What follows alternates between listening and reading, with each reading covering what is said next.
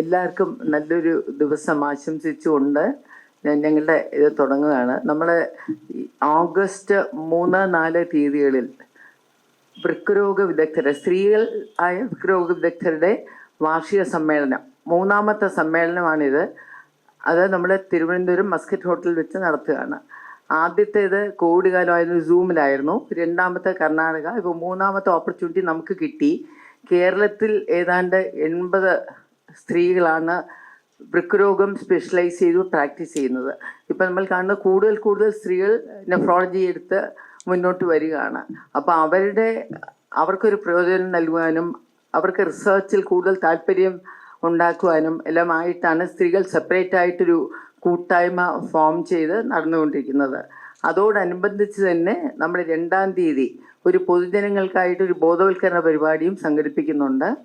അത് Muscat hotel വെച്ച് symphony ഹാളിലാണ്. 2-ാം തീയതി ഉച്ചയ്ക്ക് 3 തുടങ്ങി 5 വരെയാണ്. നമ്മുടെ തമ്പുരാട്ടി ഹെർ ഹൈനസ് ഗൗരി പാർവതിബായ് പൂവിന്തിരുന്നാൾ തമ്പുരാട്ടിയാണ് അത് ഉദ്ഘാടനം ചെയ്യാൻ വരുന്നത്. നമ്മുടെ സയൻറ്റിഫിക് കമ്മിറ്റിയുടെ ഇനോഗ്രേഷൻ നടക്കുന്നത് 3-ാം തീയതി വൈകുന്നേരം 5:30-ക്കാണ്. അത് നമ്മുടെ മിസൈൽ വുമൺ ഓഫ് ഇന്ത്യ എന്ന് പറയുന്നത് ഡോക്ടർ ടെസ്സി തോമസ് മയാന്ന്, അങ്ങനെ 2 എന്താ പറയുക, സ്ത്രീകളുടെ മോഡലായിട്ടുള്ള 2 പേരെ നമുക്ക് ഉദ്ഘാടനം ചെയ്യാൻ കിട്ടി. അപ്പോൾ അത് നിങ്ങളെ അറിയിക്കുവാനും നിങ്ങളുടെ സഹകരണം ഉണ്ടാകണം. ഇതെല്ലാം കവർ ചെയ്ത് പൊതുജനങ്ങളിലേക്ക് എത്തിക്കണം എന്നും കൂടെ പറയാൻ വേണ്ടിയാണ് നമ്മൾ ഈ പ്രസ് മീറ്റ് നടത്തിയിരിക്കുന്നത്. ഞാൻ doctor A Vimala, organising chairperson. ഇത് doctor Saroja Nair, patron of the conference. This is doctor Manju Thampi, the secretary of win India, win icon 2024. പുള്ളിക്കാരി നിംസിലെ നെഫ്രോളജിസ്റ്റാണ്. ഇതൊരു സ്പെഷ്യൽ കൂട്ടായ്മയായിട്ട് തോന്നിക്കാം. സ്ത്രീകളുടെ മാത്രം നെഫ്രോളജിയിൽ എന്താ സിഗ്നിഫിക്കൻസ് എന്ന് അത് ക്വസ്റ്റ്യൻ ക്യാൻ അറൈസ്. ശരിക്കും പറഞ്ഞാൽ ഞാൻ ലേറ്റ് 1980s ട്രെയിനിങ് എടുത്തതാണ് നെഫ്രോളജിയിൽ. അന്ന് എന്നെ ഇൻ്റർവ്യൂ ചെയ്ത പ്രൊഫസർ എൻ്റെ പറഞ്ഞു, I prefer women in nephrology. And I asked him Y. He said, because you are more caring, you are considerate, and the nature of patients, നമ്മൾ നോക്കുന്ന പേഷ്യൻസിന് continuous care, a lot of empathy, ഇങ്ങനെയൊക്കെയുള്ള ആവശ്യങ്ങൾ ഉള്ളതുകൊണ്ട് women fit into the field of nephrology far better than men, and also in oncology. That was his saying, and I think that statement 35-40 years later seems to be so significant. ഞങ്ങൾക്ക് പണ്ട് women in nephrology എന്ന് പറഞ്ഞൊരു group ഉണ്ടായില്ല. But now നിറയെ സ്ത്രീകൾ ഈ profession choose ചെയ്ത് ഇഷ്ടത്തോടെ വരുന്നത് I think quality of patient care improve ചെയ്യും. പിന്നെ ഞങ്ങളുടെ മെയിൽ കൊളീഗ്സും ഞങ്ങളും ചേർന്നിട്ടാണ് സയൻറ്റിഫിക് പ്രോഗ്രാംസും പഠിക്കുന്നതും റിസർച്ച് അങ്ങനത്തെ activities. But as clinicians and as caregivers, we may have a little special role. That's what I believe. Thank you. നമസ്കാരം. വിമൻ ഇൻ നെഫ്രോളജി എന്ന് പറയുന്നത് ഒരു ഇൻ്റർനാഷണൽ മൂവ്മെൻ്റ് ആണ്. അത് നെഫ്രോളജിക്ക് മാത്രം അവകാശപ്പെടാൻ പറ്റുന്നതാണ് സ്ത്രീകളുടെ ഒരു കൂട്ടായ്മ.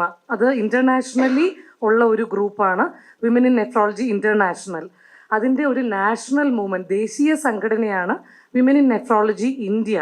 അതിൻ്റെ കേരള ചാപ്റ്റർ, സംസ്ഥാന ഘടകമാണ് women in nephrology Kairali chapter എന്ന് പറയുന്നത്. അപ്പോൾ അതിൻ്റെ president Vimala madam, patron Saroja madam, ഞാൻ സെക്രട്ടറിയാണ്. ഇതൊരു ഇൻ്റർനാഷണൽ മൂവ്മെൻ്റ് ആണ് എന്ന് ഒന്നും കൂടി പറയുകയാണ്. പിന്നെ ഉള്ളത്, നമുക്ക് എല്ലാവർക്കും അറിയാം, ഇവിടെ ഇരിക്കുന്ന കൂടുതലും ഭൂരിഭാഗവും പുരുഷന്മാരാണ്. ഒരൊറ്റ ലേഡിയെ മാത്രമേ ഇതിനകത്ത് കാണുന്നുള്ളൂ. അപ്പോൾ നമുക്ക് ശരിക്കും നമ്മളുടെ ജോലി സ്ഥലത്തായാലും സ്ത്രീകൾക്ക് ഒരുപാട് ലിമിറ്റേഷൻസ് ഉണ്ട്. ഇപ്പം ഞങ്ങളുടെയൊക്കെ ജനറേഷനിൽ, ഇതിപ്പം അടുത്ത ജനറേഷനാണ് ഇയാൾ ഇരിക്കുന്നത്, പക്ഷെ ഞങ്ങളുടെയൊക്കെ ജനറേഷൻസിൽ ഞങ്ങൾക്ക് ഒരുപാട് ലിമിറ്റേഷൻസ് ഉണ്ട്. 6 മണിക്ക് മുമ്പ് വീട്ടിൽ കയറണം, അതല്ലെങ്കിൽ അതിന് എക്സ്പ്ലനേഷൻ കൊടുക്കണം. ഹോസ്റ്റലിലായാലും 6 മണിക്ക് കഥ അടയ്ക്കും. സോ അതുകൂടാതെ സ്ത്രീകൾക്ക് മാത്രം ചെയ്യാൻ പറ്റുന്ന ഒരുപാട് കാര്യങ്ങളുണ്ട്. ലൈക്ക് പ്രസവിക്കുക സ്ത്രീകൾക്ക് മാത്രം ചെയ്യാൻ പറ്റുന്ന കാര്യമാണ്. അപ്പോൾ ഞാനൊക്കെ പോസ്റ്റ് ഗ്രാജുവേഷൻ ചെയ്തുകൊണ്ടിരിക്കുമ്പോൾ നമ്മൾ പ്രസവത്തിന് വേണ്ടി മെറ്റേണിറ്റി ലീവ് എടുത്താൽ അത് ലീവാണ്. അപ്പം നമ്മൾക്ക് പരീക്ഷ എഴുതണമെങ്കിൽ വീണ്ടും ഒരു അടുത്ത പരീക്ഷ വരുന്നത് 6 മാസം കഴിഞ്ഞിട്ടായിരിക്കും. അത് കഴിഞ്ഞിട്ടേ എഴുതാൻ പറ്റുള്ളൂ. അപ്പോൾ അതുപോലെ നമ്മളൊക്കെ എവിടെയെങ്കിലും പോസ്റ്റ് ഗ്രാജുവേഷന് പോകണമെങ്കിൽ വീട്ടിൻ്റെ അടുത്തുള്ള കോളേജ് കിട്ടിയാൽ മാത്രമേ വിടുകയുള്ളൂ. ദൂരെ എവിടെയെങ്കിലും പോയി താമസിച്ച് ചെയ്യാമെന്ന് പറഞ്ഞാൽ പലപ്പോഴും വീട്ടുകാർക്ക് അത് സമ്മതമായിരിക്കില്ല. സോ അങ്ങനെ ഒരുപാട് റെസ്ട്രിക്ഷൻസ് സ്ത്രീകൾക്ക് ഉണ്ടായിരുന്നു. ഒരുപാട് കുറഞ്ഞിട്ടുണ്ടെങ്കിലും ഐ ഡോണ്ട് നോ ഇപ്പോൾ എത്രത്തോളം ഉണ്ടെന്ന്. You are the best judge of that. പുരുഷന്മാർക്ക് അറിയാൻ പ്രയാസമുള്ളതും അറിയാൻ ആഗ്രഹിക്കാത്തതുമായിട്ടുള്ള ഒരുപാട് ലിമിറ്റേഷൻസ് സ്ത്രീകൾക്കുണ്ട്. അത് ശാരീരികമായിട്ടുള്ള പ്രത്യേകതകൾ കാരണം വരുന്ന ലിമിറ്റേഷൻസ് ആണ്. അപ്പം അങ്ങനെ വരുമ്പോൾ സ്ത്രീകൾക്ക് വേണ്ടി ഒരു സംഘടനയുടെ പ്രസക്തി എന്താണെന്ന് ചോദിച്ചാൽ, സ്ത്രീകൾക്ക് കുറച്ചും കൂടെ റിസർച്ച് ചെയ്യാൻ ആഗ്രഹമുണ്ട്, അല്ലെങ്കിൽ അക്കാഡമിക്കലി എന്തെങ്കിലും മുന്നോട്ട് വരാൻ ആഗ്രഹമുണ്ട്, കോഴ്സ് ചെയ്യാൻ ആഗ്രഹമുണ്ട്, പഠനങ്ങൾ ചെയ്യാൻ ആഗ്രഹമുണ്ടെങ്കിൽ അവരെ സഹായിക്കുക എന്നുള്ള ഒരു ആഗ്രഹത്തോടെയും ആ ഒരു ഓബ്ജക്റ്റീവോടെയും വന്ന ഒരു സംഘടനയാണ് വിമൻ ഇൻ നെഫ്രോളജി. അത് ആ സംഘടനയുടെ കാര്യം. ഇനിയുള്ളത് പബ്ലിക് അവയർനെസ് പ്രോഗ്രാമാണ്. അതായത് നമ്മുടെ നാട്ടിൽ മിക്ക ആൾക്കാർക്കും ഈ കിഡ്നി അസുഖങ്ങൾ എങ്ങനെയാണ് വരുന്നതെന്നോ അതെങ്ങനെ നേരത്തെ കണ്ടുപിടിക്കണമെന്നോ അതിനുള്ള ചികിത്സ നേരത്തെ തുടങ്ങിയാൽ, അല്ലെങ്കിൽ പ്രിവെൻറ്റ് ചെയ്യുന്നത് എങ്ങനെ, വരാതെ എങ്ങനെ നോക്കാം, അസുഖം വന്നു കഴിഞ്ഞാൽ നേരത്തെ ചികിത്സ കൊണ്ട് ഡയാലിസിസോ വൃക്ക മാറ്റി വയ്ക്കലിലോട്ടോ എങ്ങനെ പോവാതിരിക്കാം, അതിനെക്കുറിച്ച് നമ്മളുടെ സമൂഹത്തിലുള്ള ഒരു ഉപബോധം കുറവാണ്. അവർക്ക് കുറച്ചും കൂടെ ആ ഒരു അവബോധം വളരാൻ വേണ്ടിയാണ് നമ്മൾ ഈ ഒരു പബ്ലിക് അവയർനെസ് പ്രോഗ്രാം വച്ചിരിക്കുന്നത്. അപ്പം നിങ്ങൾക്ക് തന്നെ അറിയാം, ഇപ്പോൾ നമ്മളൊരു ഡയാലിസിസ് ചെയ്യുന്ന ആരെങ്കിലും മിക്കവാറും ഇവിടെ ഇരിക്കുന്ന എല്ലാവർക്കും ഡയാലിസിസ് ചെയ്യുന്ന ഒരു രോഗിയെങ്കിലും അറിയാമായിരിക്കും. സോ അത് വളരെ കോമൺ ആയിട്ട് നമ്മുടെ ഗവൺമെൻറ് സംസ്ഥാന തലത്തിലും ദേശീയ തലത്തിലും ഒരുപാട് ഹെൽപ്പ് ചെയ്യുന്നുണ്ട് ഡയാലിസിസ് പേഷ്യൻറ്റിന്. പല ജില്ലാ ഹോസ്പിറ്റൽസിലും ഡയാലിസിസ് സെൻറ്റേഴ്സ് വയ്ക്കും. അപ്പോൾ അത് ഇത്രയും നമ്പർ കൂടുന്നത് കൊണ്ടാണ്, വൃക്കരോഗികളുടെ നമ്പർ ക്രമാതീതമായി വർദ്ധിക്കുന്നതുകൊണ്ടാണ് ഇങ്ങനെ ഒരു എല്ലായിടത്തും ഈവൻ നെഫ്രോളജിസ്റ്റ് ഇല്ലാതെ പോലും ഡയാലിസിസ് യൂണിറ്റുകൾ പ്രവർത്തിക്കേണ്ടി വരുന്നത്. അപ്പോൾ ഈ ഒരു അസുഖം പ്രിവെൻറ്റ് ചെയ്യാൻ പറ്റുന്നതാണെന്നും ഇത് ആർക്കൊക്കെയാണ് ഇത് വരാൻ സാധ്യതയുള്ളതെന്നും അതെങ്ങനെ പ്രിവെൻറ്റ് ചെയ്യാമെന്നും നമുക്കത് വളരെ പ്രധാനപ്പെട്ട ഒരു വിഷയമാണ്. അപ്പോൾ അതുകൊണ്ട് തന്നെ നിങ്ങളെല്ലാവരെയും അങ്ങോട്ട് ക്ഷണിക്കുകയാണ്. 2-ാം തീയതി വെള്ളിയാഴ്ച ഉച്ചയ്ക്ക് 3 മണിക്ക്. അപ്പോൾ ഇത് നിങ്ങൾ മനസ്സിലാക്കി, ഇപ്പോൾ നിങ്ങൾക്കാണ് ഒരു ജനറൽ പബ്ലിക്കിനോട് ഞങ്ങളെക്കാളും കൂടുതലായിട്ട് ഇത് മനസ്സിലാക്കി പറഞ്ഞു കൊടുക്കാൻ പറ്റുക. മാധ്യമങ്ങൾക്ക് ഇന്നത്തെ സമൂഹത്തിൽ ജനങ്ങളെ ഉത്ബോധിപ്പിക്കുന്നതിൽ ഒരു വലിയ പങ്കുണ്ട്. അപ്പം നിങ്ങൾ ഇതിനെക്കുറിച്ച് മനസ്സിലാക്കി നിങ്ങളുടെ ആർട്ടിക്കിൾസ് വഴിയും നിങ്ങളുടെ മീഡിയ വഴിയും ഇതിനൊരു ഔട്ട്ലെറ്റ് കണ്ടുപിടിച്ച് സാധാരണ ജനങ്ങൾക്ക് ഉപകാരപ്പെടുന്ന രീതിയിൽ ഇതൊന്ന് മുന്നോട്ട് കൊണ്ടുപോകും എന്നാണ് പ്രതീക്ഷിക്കുന്നത് പബ്ലിക് അവയർനെസ്സിനെ പറ്റി. പിന്നെ എപ്പോഴും നമ്മൾ മെഡിക്കൽ ഫീൽഡിൽ നമ്മൾ 20 വർഷം മുമ്പുള്ള ചികിത്സയല്ല ഇന്നുള്ളത്. എപ്പോഴും മാറി മറിഞ്ഞുകൊണ്ടിരിക്കുകയാണ്. പുതിയ കാര്യങ്ങൾ ദിവസങ്ങളും മിനിറ്റുകളും മണിക്കൂറുകൾ കൊണ്ട് പുതിയ കാര്യങ്ങൾ വരികയാണ്. അപ്പം ഈ ഉള്ള കാര്യങ്ങൾ ചിലപ്പോൾ എല്ലാവർക്കും ഒരുപോലെ മനസ്സിലാക്കാൻ കഴിയണമെന്നില്ല. അപ്പം ഇങ്ങനെയുള്ള കോൺഫറൻസസ് വഴിയാണ് നമുക്ക് ഇത് കൂടുതൽ ഡോക്ടേഴ്സിലേക്കും നെഫ്രോളജിസ്റ്റ് ആയാലും ഇപ്പം ഒരുപാട് ഇൻ്റർനാഷണൽ സ്പീക്കേഴ്സ് സൂം വഴിയും പേഴ്സണലിയും വരുന്നുണ്ട്.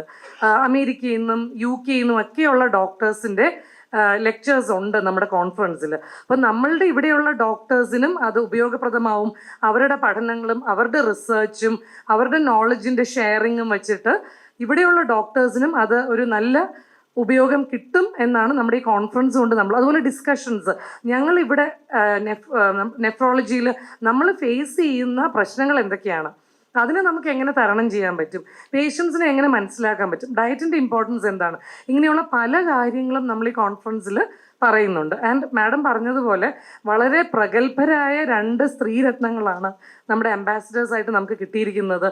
ഒന്ന് തിരുവിതാംകൂർ റോയൽ ഫാമിലിയിലെ പൂയം തിരുനാൾ ഗൗരി പാർവതിബായി തമ്പുരാട്ടിയും പിന്നെ missile woman of India doctor Tessy തോമസും. അപ്പോൾ 2 പേരും നമ്മുടെ കോൺഫറൻസിനെ എൻഡോസ് ചെയ്യുന്നുണ്ട്.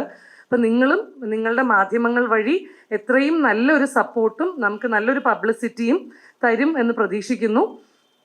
നിങ്ങളെല്ലാവരും തന്നെ പബ്ലിക് അവയർനെസ് പ്രോഗ്രാമിനും പിന്നെ അത് വെള്ളിയാഴ്ച 3 മുതൽ 5 വരെ KTDC മാസ്കറ്റ് സിംഫണി ഹാളിലാണ്. അതുപോലെ തന്നെ ഞങ്ങളുടെ ഇനോഗ്രൽ ഫംഗ്ഷൻ മാസ്കറ്റ് ഹോട്ടലിലെ സിംഫണിയിൽ തന്നെ ശനിയാഴ്ച ദിവസം വൈകിട്ട് 5:30 മുതലാണ്. അപ്പോൾ 2ലും നിങ്ങളെല്ലാവരും പങ്കെടുക്കുമെന്നും പിന്നിവിടെ വരാത്ത ആൾക്കാരായാലും നിങ്ങളുടെ സുഹൃത്തുക്കളായാലും അവരെ എല്ലാവരെയും കൂട്ടി ഇതിന് നല്ലൊരു പബ്ലിസിറ്റിയും നല്ലൊരു സപ്പോർട്ടും തരുമെന്ന് പ്രതീക്ഷിക്കുന്നു. നന്ദി, നമസ്കാരം. 3-ാം തീയതി വൈകുന്നേരം 5:30 മണിക്ക് സയൻറ്റിഫിക് സെഷൻ്റെ ഇനോഗ്രേഷൻ.